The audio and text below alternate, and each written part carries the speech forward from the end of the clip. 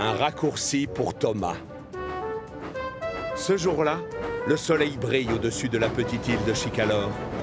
Thomas est tranquillement en train de travailler en compagnie d'Annie et de Clarabelle, quand soudain, il croise Bertie qui roule sur la route d'à côté.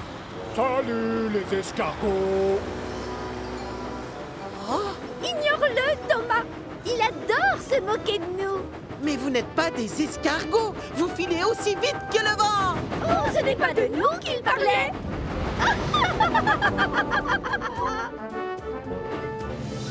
Hé, regardez! J'ai 2 minutes d'avance! Sans mon intervention, tu seras arrivé très en retard.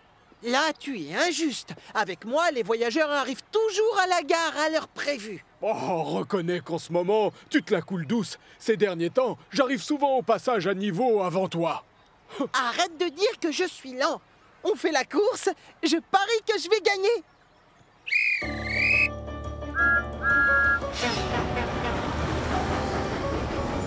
Thomas et Bertie adorent faire la course ensemble. De temps en temps, c'est Bertie qui est le plus rapide. Surtout quand Thomas doit attendre que des moutons libèrent le passage. Mais parfois, c'est Thomas qui arrive en tête. Par exemple, quand Bertie doit patienter pendant qu'on répare la route et qu'il y a du trafic. Roule moins vite, Thomas! Les chaînes vont se briser! Ou tu vas te casser un essieu! C'est moi qui suis en tête, c'est moi qui vais gagner. Malheureusement, ces derniers temps, à chaque fois qu'ils font la course, et même si Thomas roule à fond les wagons, Oh non! c'est toujours Bertie qui gagne. C'est fou comme tu te traînes en ce moment, mon pauvre Thomas. Thomas a beau se creuser la cheminée, il n'arrive pas à comprendre comment Bertie peut gagner la course à chaque fois. J'ai roulé encore plus vite que d'habitude. Un peu plus tard dans la journée, leurs chemins se croisent à nouveau. Mais Thomas boude dans son coin et refuse de faire coucou à son ami. Allons, ne sois pas fâché. Pour te consoler, je vais t'avouer mon secret. Quoi? Quel secret? Ça fait une semaine qu'on m'a dérouté. En fait, maintenant, je prends un raccourci. Du coup, mon trajet est beaucoup plus court. Thomas n'en croit pas ses pistons. Il ne savait pas qu'on avait le droit de prendre des raccourcis pendant la course. Cette nuit-là, Thomas est tellement en colère qu'il n'arrive pas à dormir. C'est un tricheur. J'aime faire la course avec lui, mais si on le déroute, ça change tout. Ça veut dire quoi, être dérouté, au fait? Ça signifie que tu ne prends pas le même chemin que celui que tu avais l'habitude de prendre. Et en quoi ça te dérange, ça, Thomas? Bertie prend un raccourci maintenant. Alors forcément, il arrive avant. Tout à coup, une idée géniale fuse dans la cheminée de Percy. Dis donc, et pourquoi tu prendrais pas un raccourci, toi aussi? Tu diras que tu as été dérouté, tout comme Bertie. Thomas réfléchit et se dit que c'est une excellente idée. Mais ces wagons ne sont pas du tout du même avis. Il n'y a pas de raccourci sur la ligne principale, tu le sais! Si tu prends un autre chemin, tu risques d'oublier une gare ou de mettre en retard tes voyageurs. Tant pis, Thomas est déterminé. Si Bertie a le droit de se dérouter, moi aussi. Un peu plus tard, Thomas arrive à la gare des Fleurs, pile au même moment que Bertie. Certains passagers descendent du train et d'autres montent encore plus nombreux. Mais dès que les portes des wagons se referment, Thomas redémarre à toute vapeur. Au revoir, Bertie. À très bientôt, Thomas. Cette fois-ci, pas question de perdre la course. Si Bertie a le droit de se dérouter, moi aussi. Thomas s'approche d'un croisement où les rails partent vers la gauche. Peut-être que c'est un raccourci. Non, pas de chance. C'est juste une voie de garage pour les locomotives qui veulent se reposer. Et le revoilà sur la ligne principale. Quelques mètres plus loin, Thomas tombe sur une autre voie qui s'écarte sur la gauche. Peut-être que c'est un raccourci. À notre avis, non! À notre avis, non! Cette fois-ci, Thomas découvre une vieille gare abandonnée. flûte. C'est tout sauf un raccourci. Dommage. On t'avait prévenu! On t'avait prévenu! Les passagers commencent à se plaindre. Mais Thomas refuse toujours de s'avouer vaincu. Il finit par trouver une portion de voie assez ancienne qui conduit vers la forêt. C'est forcément un raccourci, ça. On te dit qu'il n'y en a pas, Thomas! Pendant ce temps-là, Bertie attend Thomas au passage à niveau. D'habitude, il met moins de temps, c'est étrange. À l'intérieur, les passagers se mettent à rouspéter. Du coup, Bertie est obligé de redémarrer. Thomas, lui, avance tant bien que mal à travers la végétation. Derrière, Annie et Clarabelle font la tête. Thomas, s'il te plaît! Tu nous emmènes où déjà? Tout va bien. Ce raccourci doit bien déboucher quelque part. On va vite sortir de cette forêt et ensuite... Thomas percute un butoir qui était caché par des branches et c'est la catastrophe. Oh non! Je ne peux pas reculer. Je suis coincé. Les passagers sont tous très mécontents. Ils comprennent qu'ils n'arriveront jamais à la gare à l'heure prévue. Alors forcément, Thomas se sent coupable. Devinez qui klaxonne. Eh oui, c'est Bertie. Salut Thomas. À quoi tu joues, je peux savoir? Oh, j'ai simplement essayé de trouver un raccourci, mais j'ai juste réussi à dérailler. À cause de moi, mes passagers vont être en retard. Oh, misère. Mais si ça peut te rendre service, je veux bien m'occuper d'eux. Finalement, les passagers de Thomas trouvent que c'est un excellent arrangement. Mais la locomotive se sent toujours ridicule avec ses roues dans le vide. Et c'est seulement en fin de journée qu'Harvey intervient. D'abord pour déplacer Annie et Clarabelle, et ensuite pour soulever Thomas et le remettre d'aplomb sur les rails.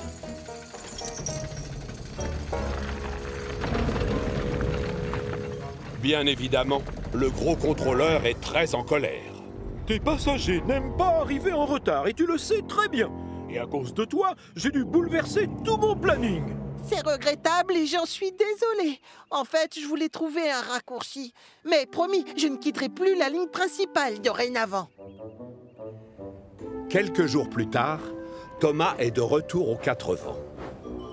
Comme il doit transporter des voyageurs, il vient chercher Annie et Clarabelle. Thomas! Oh, ravi de te revoir! Tu nous as manqué! C'est très gentil, merci mesdemoiselles. Et vous aussi, vous me manquiez. Thomas a promis au gros contrôleur de ne plus jamais prendre de raccourcis. Et on peut lui faire confiance pour tenir sa promesse. Que le meilleur gagne, l'escargot!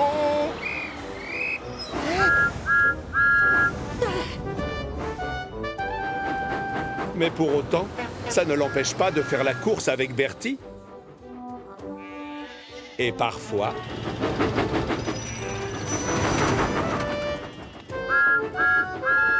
c'est même Thomas qui arrive le premier. Du calme, Kathleen. Regardez-moi ce beau coucher de soleil. Il annonce la fin d'une journée qui a été particulièrement chargée. À la petite gare du Château des Elfes, Kathleen vient chercher les derniers passagers avant de repartir sur le continent. Et c'est la catastrophe.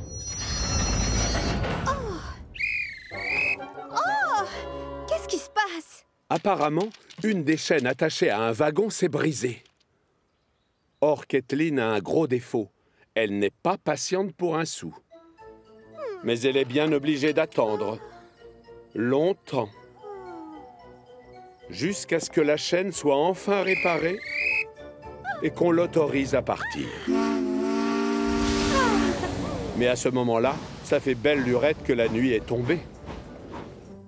Pour rattraper son retard, Kathleen appuie à fond sur l'accélérateur. Mais près du pont qui mène au continent, les ennuis recommencent. Oh non! C'est quoi cette fois? Écoute, désolé Kathleen, mais le pont des Vicaires est fermé. On doit faire de la maintenance. Tu vas devoir attendre jusqu'à demain matin. Je veux que tu ramènes tes passagers là-haut à la gare du château. Vous allez devoir tous passer la nuit sur Chicalor. Dans les wagons, les passagers ronchonnent en apprenant la nouvelle. Mais bizarrement, Kathleen, elle, est ravie d'avoir une occasion de passer un peu plus de temps sur l'île. Chef, c'est la première fois que je passe la nuit sur Chicalor. Je peux dormir à la gare de triage? Oui, enfin, ça devrait pouvoir se faire s'il reste de la place. Calme-toi, Kathleen. Je ne sais pas ce que les gens du continent ont l'habitude de faire à cette heure de la nuit, mais sache que sur l'île de Chicalor, nous, en tout cas, on dort. Pardon, monsieur. Bien, tu vas emmener tes passagers à la gare des Coquillages lentement et sans faire de bruit. Apprends à faire attention aux autres. Kathleen fait de gros efforts pour rester calme pendant que ses passagers descendent des wagons. Mais quand le chef de gare lui donne le signal de départ, elle est bien trop excitée pour se rappeler ce que le gros contrôleur lui a dit un peu plus tôt. Elle ne se souvient plus qu'il faut penser à tous ceux qui veulent dormir et ne pas faire de bruit. À la gare de triage, les locomotives sont en train de faire refroidir leurs chaudières et de mettre leurs pistons au repos, quand soudain... Hey, bonsoir tout le monde. Waouh! Une plaque tournante, ça a l'air d'être super chouette. Youpi! Je confirme, ça l'est. Salut, Gordon. Tu es réveillé? Je le suis maintenant, grâce à toi. Qu'est-ce que tu fabriques ici? Le pont des Vicaires est fermé pour cause de maintenance. Le gros contrôleur a dit que je pouvais dormir chez vous. Je vois. Si tu tiens vraiment à passer la nuit ici, tu vas devoir te calmer un peu et faire moins de bruit. Essaie de refroidir complètement ton moteur et ensuite ferme les yeux comme moi. Oh, pas question. C'est tellement excitant. Toutes les voies sont dégagées et j'ai croisé personne en venant chez vous. Je pourrais rouler super vite. Quoi? Réveille-toi, Gordon. Bonsoir, Kathleen. Qu'est-ce qui t'amène par ici? Oh, elle vient passer la nuit en notre compagnie. Oh, pourquoi tu ne t'installes pas dans mon box? Je te le prête. Comme ça, tu feras dodo entre Gordon et Thomas. Oh, waouh! Merci, Percy. De rien, ça me fait plaisir. Bonne nuit. C'est gentil de la part de Percy de me laisser m'installer ici, dans ce beau hangar. Une seconde. Pendant que je dors là, il fait quoi, Percy? Oh, lui, il travaille pour la poste la nuit. Et comme ça, les gens lisent leurs lettres au petit déjeuner. Vraiment? Oh, ça a l'air passionnant. Avec de la chance, il te laissera peut-être distribuer le courrier à sa place. Oh, quelle bonne idée, Gordon!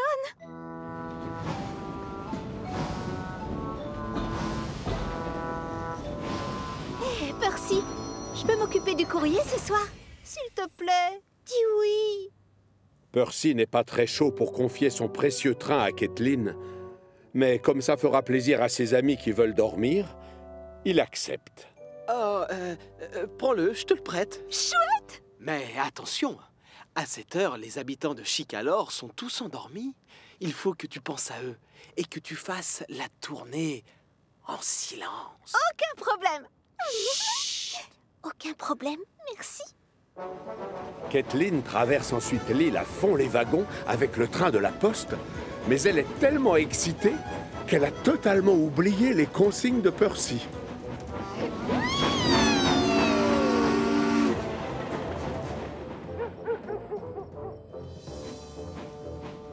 Percy! Hé, Percy!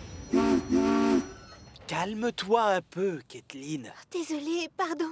Ça y est, j'ai distribué le courrier. C'est bon. C'était tellement génial! Tu ne peux pas t'arrêter de hurler parce que je craque. S'il te reste encore quelques litres d'essence, pourquoi tu ne t'occuperais pas du hareng volant? Les pêcheurs doivent livrer leurs poissons frais au marché. Oh, ça c'est une super idée, Henri. Mais attention, ici les gens dorment la nuit. Alors pense à eux en roulant. Reste calme et ne fais pas... Trop de bruit, surtout. Peine perdue. Kathleen est toujours très excitée. C'est la première fois qu'elle fait une nuit blanche. Pas question de ralentir pour aller livrer les poissons au marché. D'ailleurs, Kathleen a déjà oublié ce qu'Henri lui a dit un peu plus tôt. Et quand elle arrive sur la côte et assiste au lever du soleil, elle a du mal à contenir sa joie. C'est le matin! Bonjour à tous! Mais quand Kathleen est de retour à la gare de triage, la fatigue commence à se faire sentir. Tiens, bonjour Kathleen.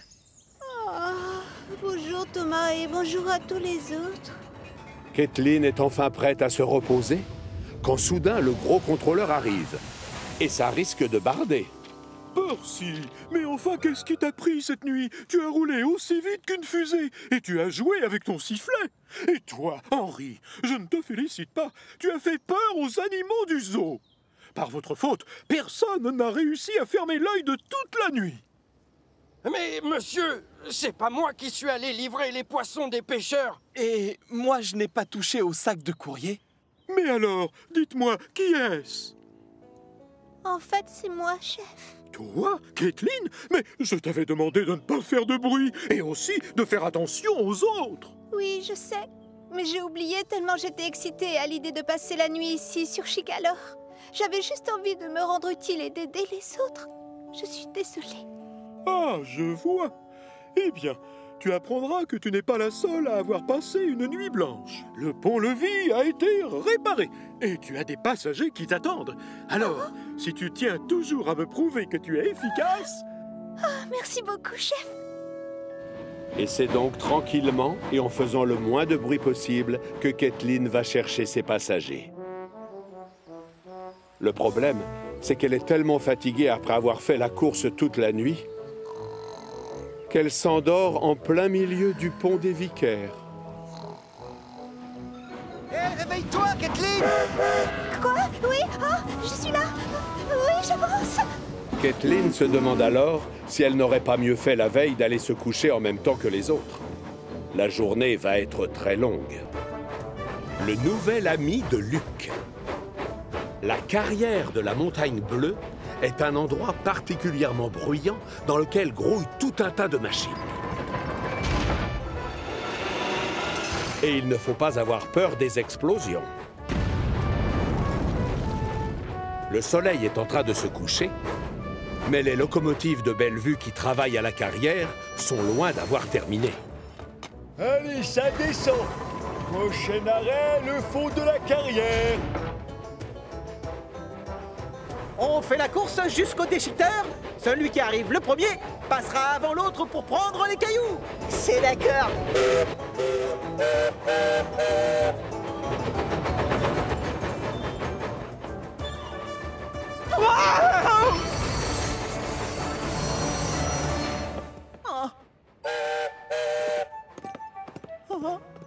C'est quoi cet animal? Je l'ai mal vu. Il est resté 5 secondes devant moi. Tu ignores, c'est un cerf. Oui, c'est exact. Et un jeune en plus. Il est petit. Peu importe ce que c'est, il n'a rien à faire dans cette carrière. J'ai eu un de ces chocs. Quoi? T'as eu peur? C'est juste un petit animal. Oui, mais il a surgi de nulle part. On arrête de papoter. Il va bientôt faire nuit. Encore un chargement et on a terminé.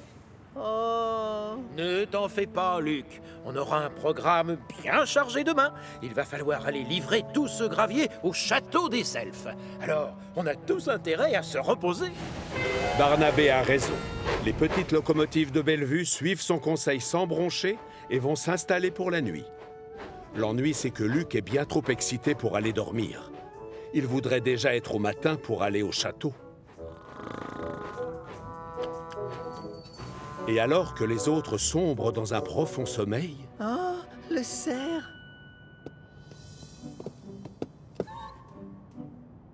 Hé, non, reviens. Je ne te veux pas de mal.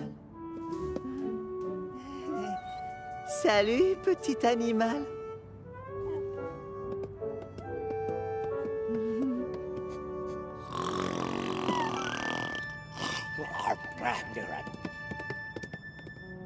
Oh. Luc est triste de voir le jeune cerf partir, mais ce qui le console, c'est qu'il l'a vu de très près, même s'il doute de le revoir un jour. C'est pourquoi le lendemain, il est surpris de découvrir son nouveau copain endormi dans sa cabine. Tiens, bonjour, petit cerf. Bonjour, Luc. Chut! Fais moins de bruit. Tu vas faire peur à mon jeune copain. Tu dérailles, Luc. La carrière n'est pas un endroit adapté pour les animaux. N'importe quoi. Quand je lui aurai présenté tout le monde et qu'il aura vu à quel point c'est génial d'habiter ici, je te parie qu'il s'y plaira autant que moi. Peut-être. Mais ça m'étonnerait que le chef soit du même avis que toi. Tant pis, Luc est sûr de pouvoir veiller sur son nouvel ami, et sans décevoir le contrôleur à lunettes.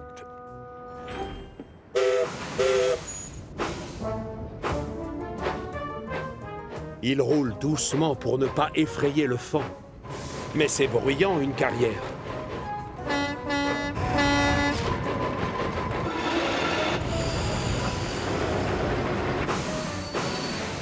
Et le vacarme terrorise le jeune cerf qui se recroqueville dans la cabine de Luc. Soudain, Oh non! le faon saute par-dessus la porte et s'enfuit encore une fois. Ne t'inquiète pas, reviens, voyons. Je l'aime bien, ton nouveau copain, Luc. Il est marrant. Où te caches-tu, l'ami?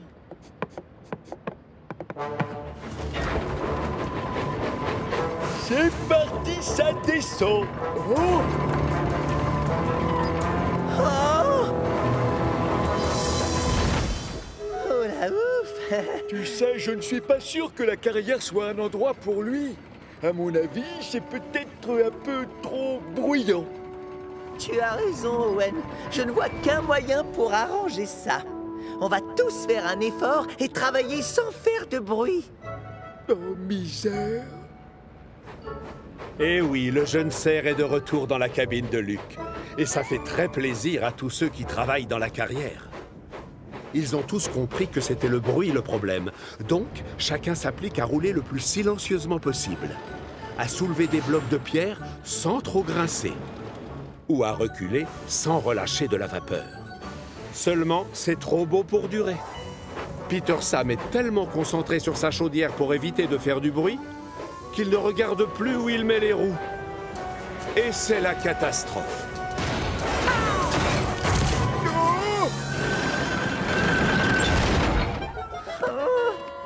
Désolé, Luc, mais ça ne peut pas continuer. C'est impossible de travailler correctement sans faire de bruit. Il a raison, je n'y arrive pas. C'est même plus dur de travailler lentement et en silence que de procéder comme d'habitude. Et en faisant du bruit. Mais on fait peur à mon copain. Écoute, Luc, tu ne peux pas être super efficace et t'occuper de ce jeune cerf. Cette carrière n'est pas un endroit pour lui. Au contraire, moi je veux le garder. Il faut juste lui laisser un peu de temps pour s'adapter. Ayez confiance, et bientôt il se sentira chez lui. Je le sais, j'étais comme lui. Hé, Luc, pourquoi tu ne t'occupes pas de ce chargement qui doit aller au château? Je suis certain que ton ami serait ravi de se dégourdir les pattes dans le parc. Ah, et si je fais cette livraison, ça prouvera que je suis utile. La petite locomotive verte se fait aussitôt atteler au wagon de Barnabé. Puis, il va chercher son nouvel ami. Il redémarre ensuite à toute petite vapeur et s'engage sur la voie de Bellevue qui mène au château des elfes. Le parc qui borde la forteresse n'a rien à voir avec la carrière de la Montagne Bleue. L'air y est pur et frais, ça change. Quant aux couleurs, elles sont gaies et pétillantes. Mais surtout, c'est... Tellement silencieux. Le faon, lui, est au paradis. Plus la petite locomotive s'éloigne de la carrière, plus l'animal a l'air heureux.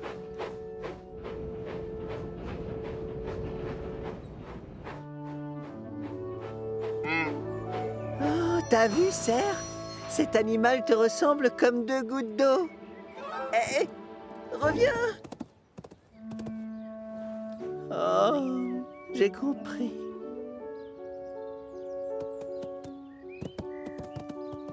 Vas-y, suis ta maman. Cours, elle t'attend.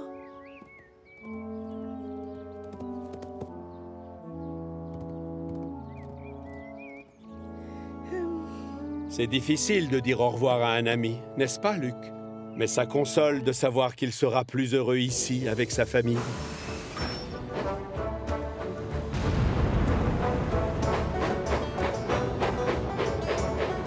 Oh, oh, oh, regardez qui voilà. Content de te revoir. Mais où est passé le jeune cerf? Il a retrouvé sa vraie maison.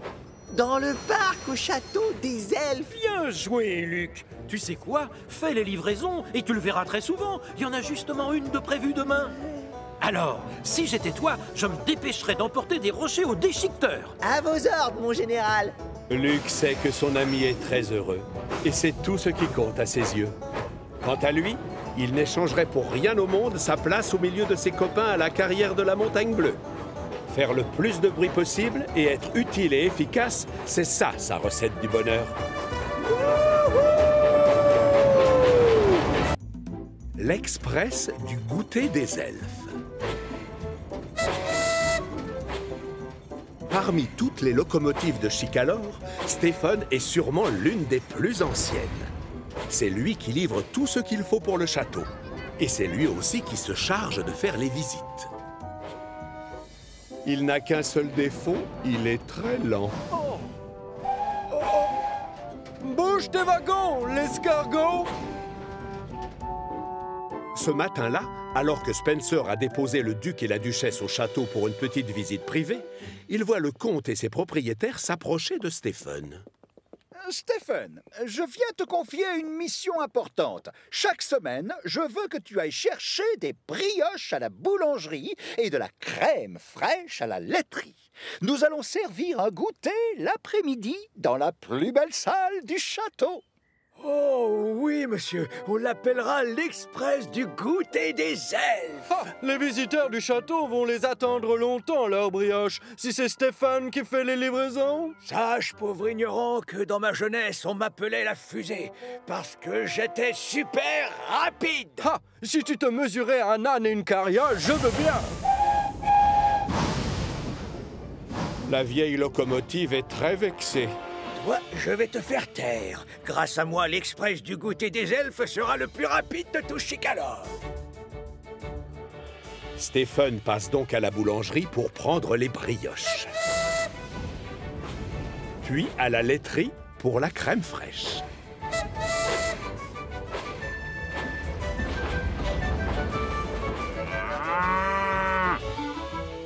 Et quand il emprunte le chemin du retour, Stéphane est persuadé qu'il roule très vite.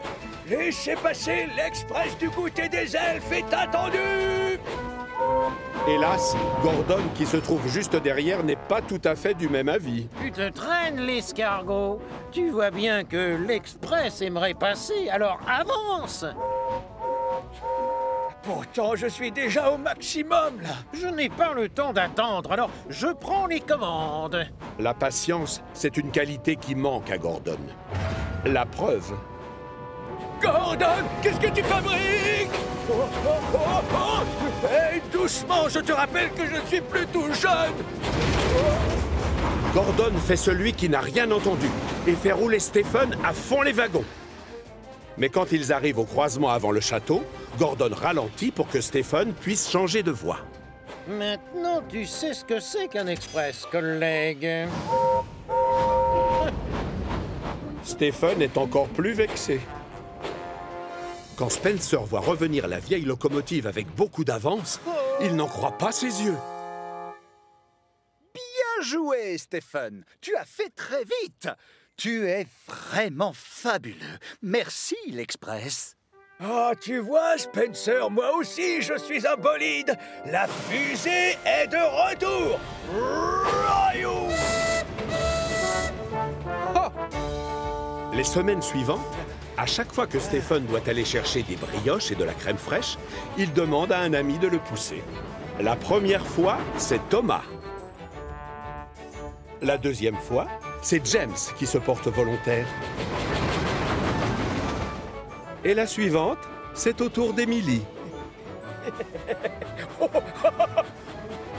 L'avantage, c'est que les brioches et la crème fraîche sont toujours livrés à temps pour le goûter.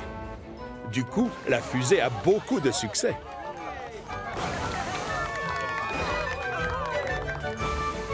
Un jour, le comte décide de lui confier une mission importante. Le gros contrôleur et son épouse, Madame Hatt, nous font l'honneur de venir goûter au château tout à l'heure. Mais nous n'avons plus de confiture en cuisine, alors si ça ne te dérange pas, j'aimerais que tu ailles en chercher sur le port à ma place. Oui, bien sûr, je reviens aussi vite que possible.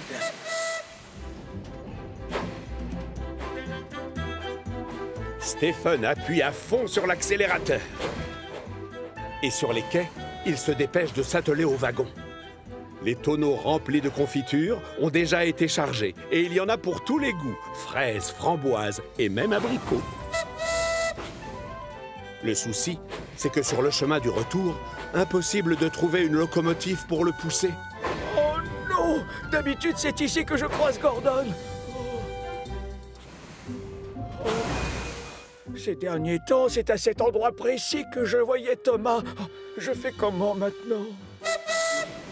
Il reste encore beaucoup de chemin à parcourir. Et tout seul, Stephen risque de mettre du temps pour rentrer. Oh non! Il fera nuit quand je rapporterai la confiture au château. Pas sûr. Voilà de la compagnie. Tiens, qu'est-ce que tu fais là? Je croyais qu'on te surnommait la fusée. Le gros contrôleur et Madame Hatt doivent sûrement être déjà au château pour le goûter. C'est alors que Stephen a une idée. Peut-être que si tu me poussais, j'irais beaucoup plus vite. Oh, moi, je suis bien trop occupé pour promener un vieux tas de planches moisies tel que toi. C'est vrai, Stephen n'est plus tout jeune. Mais c'est un avantage, car avec le temps, il est devenu sage et il sait comment provoquer les petits jeunes. Oh, ne t'en fais pas, Spencer. Je ne te crois pas capable de me faire rouler vite de toute façon. Évidemment, Spencer est piqué au vif. Je vais te montrer ce que c'est de rouler vite. Spencer vient donc se placer juste derrière Stephen. Tu ne l'auras pas usurpé ton surnom, parce que l'Express du goûter va battre son record de vitesse. Spencer appuie sur l'accélérateur et roule encore plus vite qu'Emily et que Thomas. Même Gordon n'est pas allé aussi vite. Allez, encore! Vas-y, accélère! Avec Spencer, la côte du château est gravie en quelques secondes. Merci beaucoup, Spencer.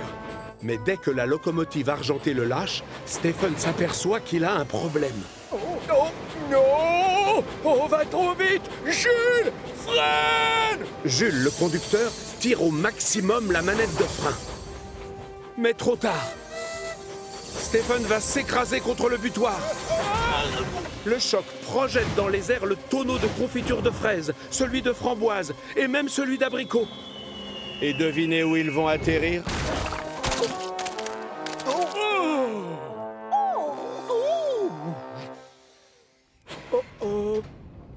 Heureusement, personne n'est blessé. Mais le gros contrôleur et le comte vont devoir aller chez le teinturier. Mais enfin! Stephen, quel est ce cirque? Je suis vraiment navré. J'ai demandé à Spencer de me pousser afin d'être plus rapide. Voyons, réfléchis un peu. Je t'ai choisi parce que je te fais confiance, pas parce que tu vas très vite. Désolé, monsieur. Finalement, je n'ai pas besoin de faire mon maximum pour foncer. Non, en effet, je confirme. Mais qu'est-ce que je vais bien pouvoir servir à mes pauvres invités? Ah, laissez-moi faire! Je dois retourner chercher de la confiture pour les gourmands. Et donc pourquoi les visiteurs ne monteraient-ils pas à bord d'un wagon et comme ça, ils pourraient boire du thé tout en faisant une promenade en train? Tout le monde trouve l'idée excellente. Peu après, la vieille locomotive reprend donc tranquillement le chemin du port, ses passagers confortablement installés dans le wagon. La confiture est vite chargée. Et en fin de journée, tout le monde est ravi d'avoir pu profiter d'une chouette promenade et d'un excellent goûter. Oh, laissez passer l'escargot! Ah, non, pardon. Laissez passer l'express du goûter des elfes!